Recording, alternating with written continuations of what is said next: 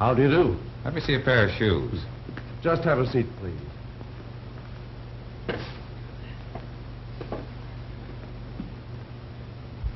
Something in the low-cut brogue? Well, low cut's all right, but I like a lightweight shoe. Well, brogues are the thing this season. Well, it makes no difference to me. I still want a lightweight shoe.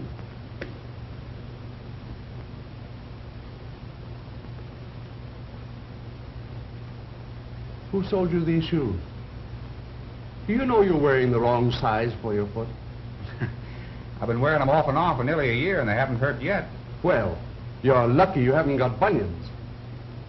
Here's the size shoe you should wear. Well, all right, but I still want to see a lightweight Oxford.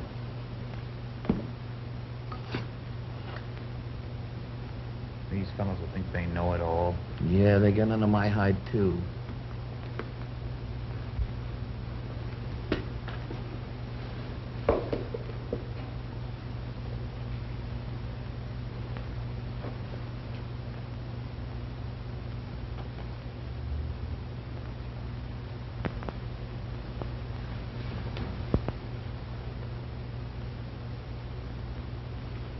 Seems about 2 sizes too large.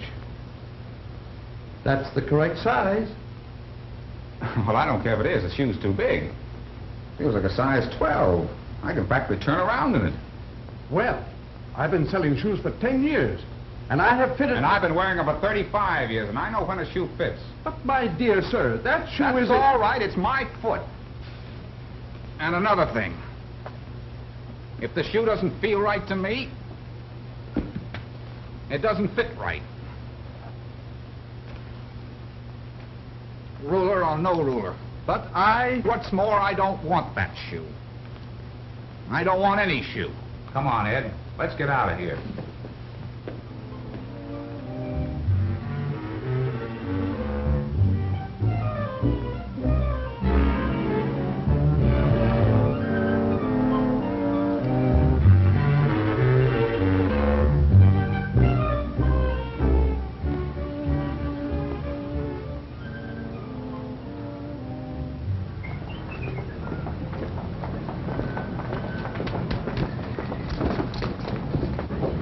How long have you been married?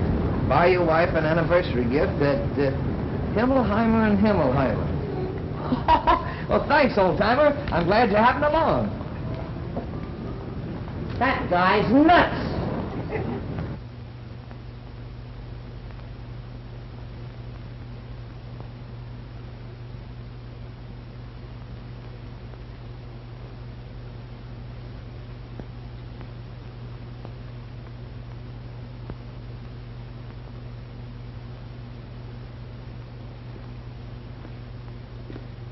How do you do? My name is Adams. May I help you? Yeah, I want to get a chair.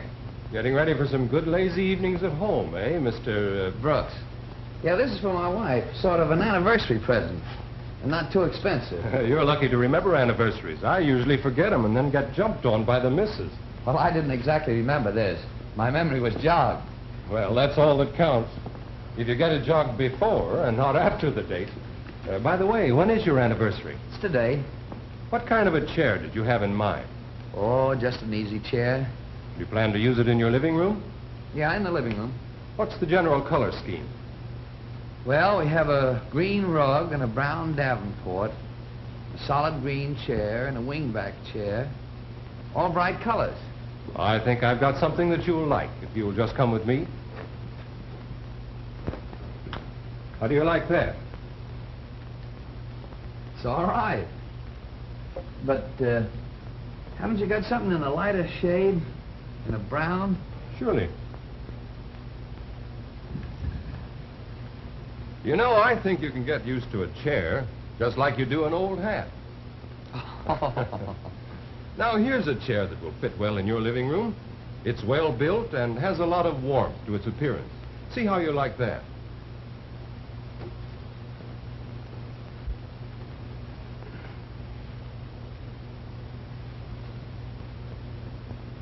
You know, I don't know what it is, but it just doesn't feel right. Well, all chairs don't have the sit to them. That makes you feel relaxed. I've got another one right over here.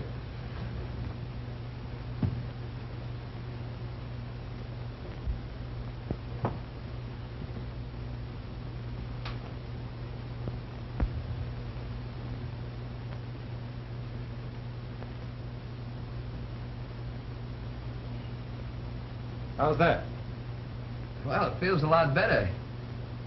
But the arms seem to be a little high. Makes you feel sort of, well, all hunched up.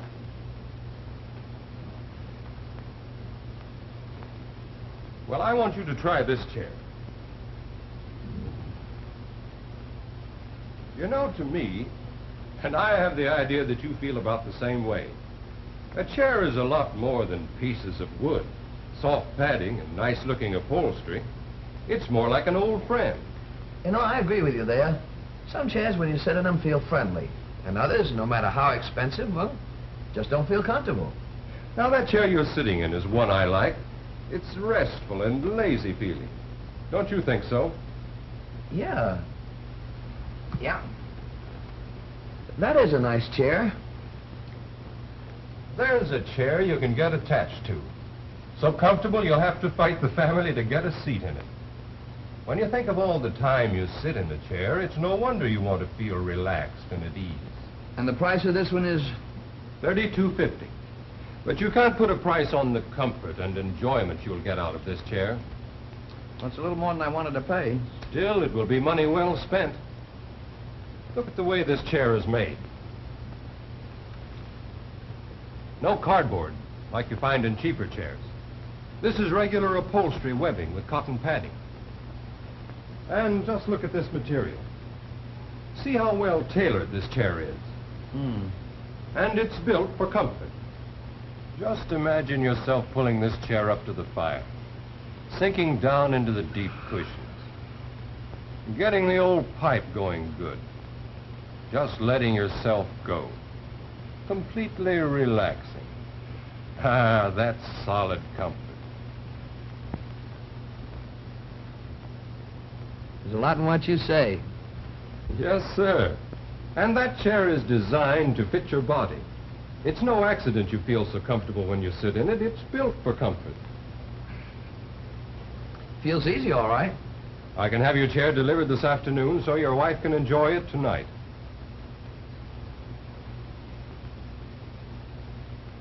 Okay, send it out.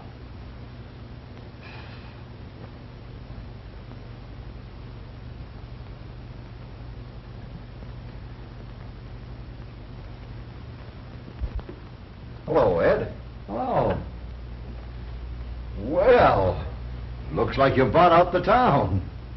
Not quite. My wife sent me on a shopping spree. You know how it is. Yes. Say, when did you start smoking a pipe? Today, I went in to buy some cigarettes, and the salesman was so darn enthusiastic about pipe smoking, first thing I knew I bought a pipe. That happens a lot. Nice-looking hat you got there. I like it myself. But I never came so near punching anybody without doing it. Is that so? One of those fresh clerks who doesn't give you a tumble, he got on my nerves. Had to go to Walker himself to get the hat I wanted. Yeah, you run into some funny things at times. I want to show you something.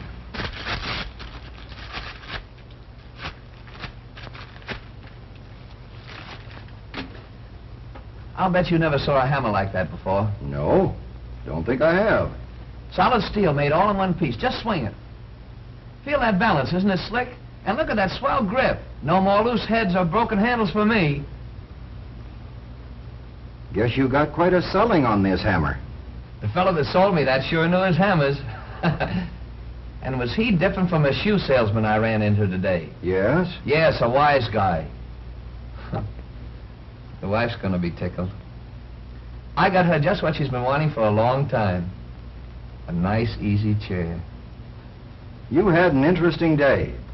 But I wonder if you realize just how profitable the day was for you. Profitable? What do you mean? Ed, you're a mighty good salesman. And with all that buying, you must have learned a lot about selling. Things to do and things not to do. Things we can use right here in our own business. You mean in selling our product? That's right. Our business is no different. If we sell our prospects as we like to be sold, why, there's nothing to it. You know, Ed, I've been selling things since I was a newsboy. I've studied all the books and articles, too. I've looked at a lot of pictures. I've heard a lot of speeches. And I got good things out of them all. But I find it all boils down to a few common sense things we all know, but most of us forget. The little things we can all do. Things we like when we are buying. When you were buying all these things, you were impressed one way or another, good or bad, by the attitude of the salesman who waited on you. Your face reflected just how you felt about each of the salesmen you met. You reflected the treatment you got. Now we can put all that to our advantage. You know enthusiasm is a great thing in selling, and that it pays to build it up. We don't have to shout, but we can throw ourselves into every sale with sparkle and conviction. When we know our stuff about our product, we can talk about it with all the confidence and sincerity in the world. One of the most important things I have found is to be attentive to the person we're selling.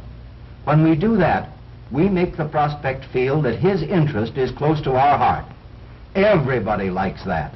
People we meet in the store are new friends, and they appreciate it when we go out of our way to let them know we're friendly toward them, like we do in our own homes. You know what it means to get the prospect on your side.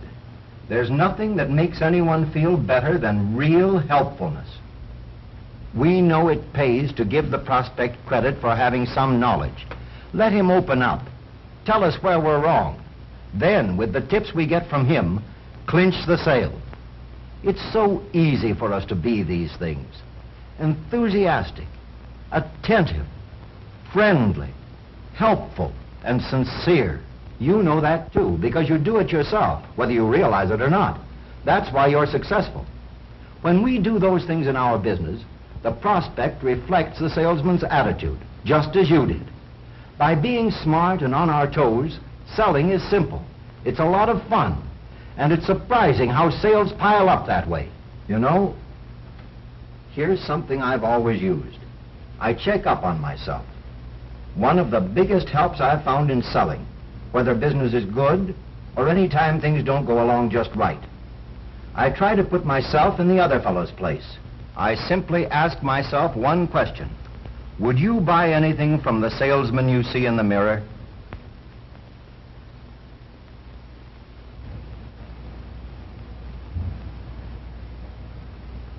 I wonder.